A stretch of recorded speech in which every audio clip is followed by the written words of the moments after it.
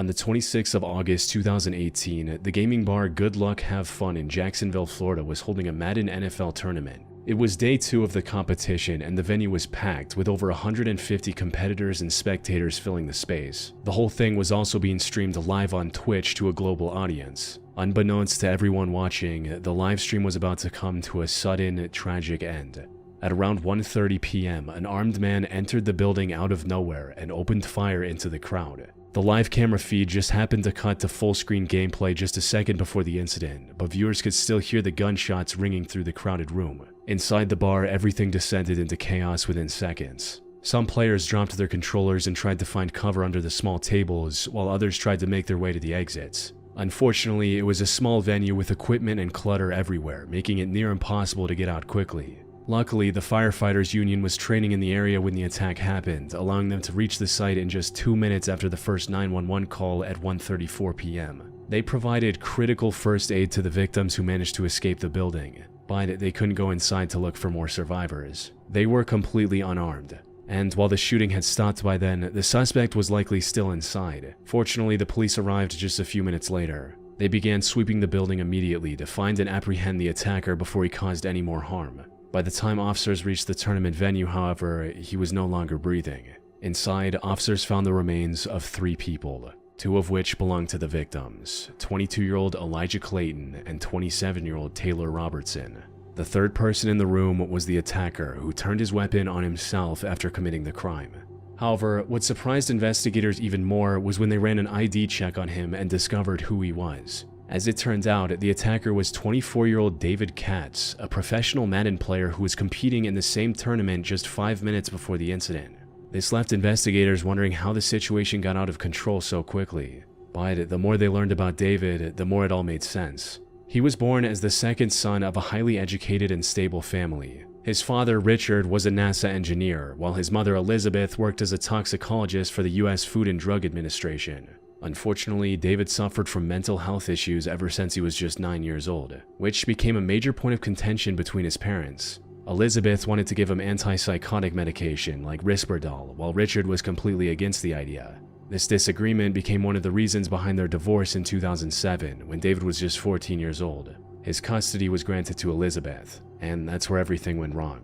David spiraled out of control after the divorce and locked himself in his room. He missed long stretches of school, and when he did attend, he stayed quiet and avoided interacting with his classmates. Instead, he spent most of his time playing competitive games like Madden in his room, which later paved the way for a professional career.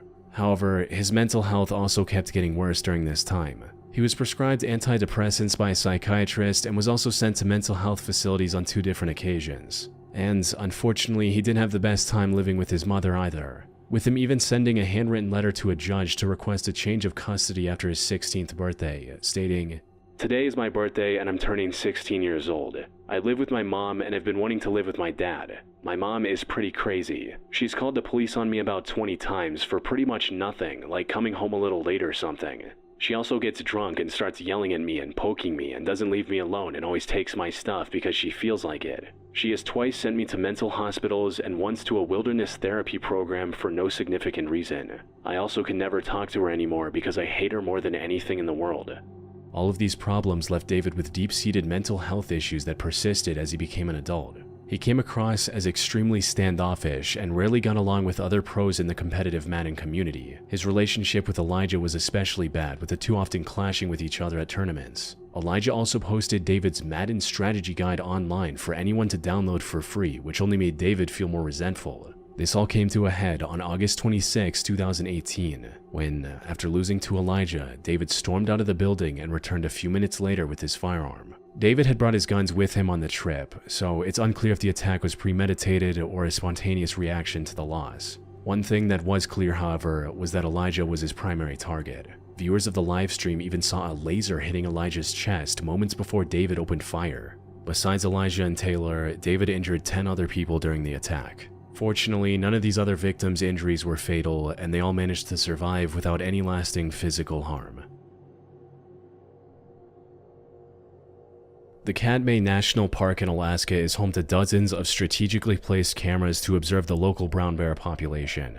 Feed from these cameras is also live streamed on the internet, mainly for education and entertainment. Viewers tune in to watch bears compete for the best fishing spots and get ready for hibernation. But in September 2023, one of these live streams ended up serving a much greater purpose. On the 5th of September, the camera mounted on the peak of Dumpling Mountain showed a man emerging from the dense fog. He was likely a hiker who had climbed the mountain earlier that day, but had become lost and stranded due to extreme weather. And it wasn't looking good. He was soaked to the bone and was visibly shivering with each step. However, with the little strength he had left, he approached the camera and said something into its mic. It was extremely windy, making his words almost impossible to hear. Fortunately, the one word viewers were able to make out was the most important one.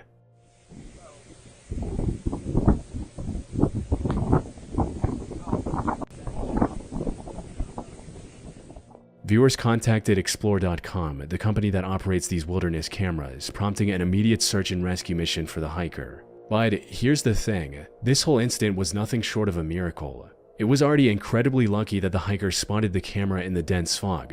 But not only was this camera live streaming the footage on the internet, it also had 19 live viewers. He could have easily missed the camera entirely, or the live stream could have had no viewers, since there wasn't that much happening on the mountain at the time. And if that were the case, the chances of him surviving would have been close to zero.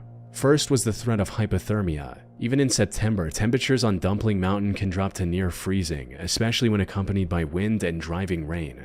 Being wet was also a death sentence, as water strips body heat 25 times faster than air. If he was somehow able to keep moving despite these limitations, he faced the second risk, the terrain. The slopes of Dumpling Mountain are steep, rocky, and in this instance, wet and slippery. One wrong step in the fog could have resulted in him falling down a ravine and possibly suffering a fatal injury. And with no cell service on the mountain, he had no way of contacting emergency services. However, the most terrifying risk was the wildlife. Katmai is home to one of the densest populations of brown bears on the planet. In September, these bears are in a state called hyperphagia, which is a biological drive to eat as much as possible before hibernation. They are active, focused, and most importantly, aggressive. A lost hiker stumbling through low visibility terrain was not a good combination. Luckily, he was able to avoid this grim fate entirely. Rescue workers reached the camera's location within a few hours, giving the hiker a second chance at life. All thanks to those who just so happened to be tuned into the live stream. One of the unsettling things about live streams is how unpredictable they are. There's no editing, no pause button, whatever happens, happens in real time. And unpredictability isn't just something we see online. Real life has its own version of it too. Sometimes things show up when you're not planning for them. Sometimes you realize you've been putting something off for longer than you should. For me, when life gets busy, scheduling a doctor's appointment is one of those things that quietly gets pushed to the background. It's not that I don't want to see a doctor, it's that the process feels exhausting, what with calling offices and sitting on hold and all that. Today's video is sponsored by ZocDoc.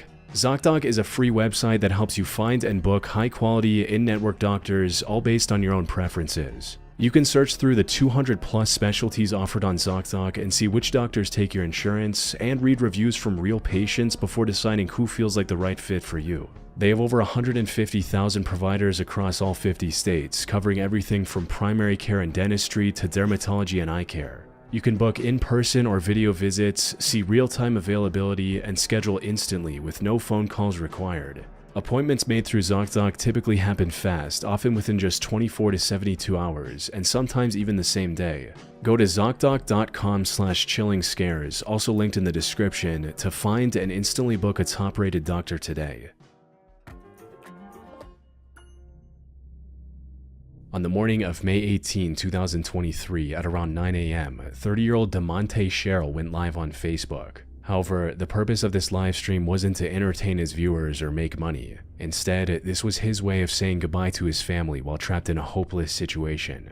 The day started off like any other for DeMonte at his construction job on Liberty Road Drive in Charlotte, North Carolina. He was assigned to the 6th floor and got to work not long after clocking in. Things were going smoothly until around 9 a.m. when someone started putting in the foam insulation on the ground floor. This foam mixture was created on-site by mixing two different chemicals in a machine. Unfortunately, the foam caught fire from a stray spark, which quickly reached the main apartment building. And since most of its wooden frame was still fully exposed, the fire spread faster than anyone could have imagined.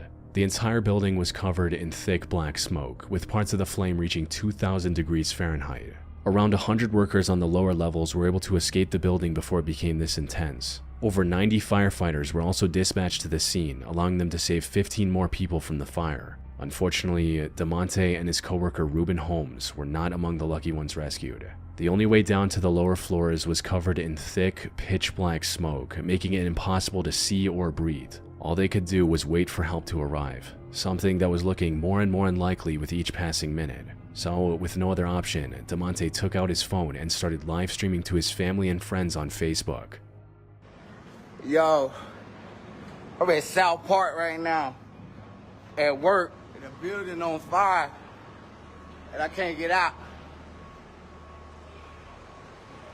It's getting harder and harder for them to see us. This was both a way to plead for help, as well as a potential final goodbye to his loved ones, although he hadn't lost all hope just yet.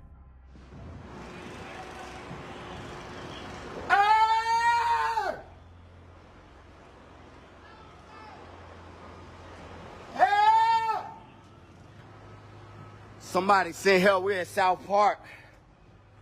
Help! Sadly, the fire surrounding DeMonte and Ruben was too strong for firefighters to do anything. After burning for multiple hours, the building eventually collapsed under its own weight, resulting in both DeMonte and Ruben losing their lives. Later investigations found contractors and developers guilty of not following fire safety guidelines. However, they were let off the hook after paying only a few $1,000s in fines. A GoFundMe to help DeMonte's family also raised nearly $8,000. But no amount of fines or compensation could make up for the loss of a father of 4 and his co-worker Ruben. On November 22, 2016, 19-year-old Anthony Gillia went live on Facebook from Jackson, Michigan. He appeared heavily intoxicated from alcohol and potentially other harder drugs. He was also extremely angry at something. However, understanding the source of this anger was easier said than done. He was waving his firearm around, drinking even more, and speaking words that were barely comprehensible. You know what's funny? I could go over there right now and pop a pig in the head. I could go pop a pig in the head. I don't even like my life. Hey, stop! I don't like my life. No laws, no nothing for me. I don't give a. I got one in the chamber right now. Stop! I have no problem. Baby, stop! From what the viewers were able to gather, Anthony was mad at his younger brother Noah. There was already a lot of tension between the two ever since Anthony's parents kicked him out of the house. But then Noah apparently sent a threatening message to Anthony, which sent him off the rails completely and resulted in the Facebook live stream on November 22. It's not off right now. Almost. Stop! But almost isn't enough, right? There's a cop on. Oh, there's a cop on. I'm so scared. What's up? What's up, Live? Can someone talk to me? Alright, who wants some beef? Alright, if there's just one of you, then I'll fight you. But if there's more than one, I'll shoot. What's up? I'm crazy. Guaranteed crazy. Anthony spent much of the early stream making vague threats toward Noah and those closest to him. Now, this would normally be the end of it, but for Anthony, online threats were only the beginning, because he next went to the house where Noah was staying and actually opened fire, all while still broadcasting everything live on Facebook. Maybe he just wanted to scare his brother Noah. Unfortunately, this plan backfired horribly. You see, the bullet missed Noah completely and went through the basement door on the other side of the room. Behind that door was the other resident of the home, 26-year-old Brittany Southwell, who was holding her 7-month-old baby at the time. The bullet hit her in the back before doing irreparable damage to her internal organs. She was rushed to the hospital as quickly as possible, but tragically passed away soon after, leaving her baby without a mother. Anthony was arrested and taken to the police station for questioning. However, even after taking the life of an innocent bystander, he didn't show an ounce of remorse. Crazy? Who's crazy? Who's crazy? Who's crazy? Stop it! Who's crazy? Give me that. You have to be. Stop! Get out of here. Did you shoot someone? I don't know. You're dumb. You're being dumb. What's up? What's up? See me in the Aryan Brotherhood in prison. Oh my God. See me there. He went as far as to say that he could have killed everyone in that house if he wanted to during interrogation, as if that somehow justified or excused what he did. Anthony stood trial for taking the life of Brittany in May 2018 and was given a life sentence without the possibility of parole.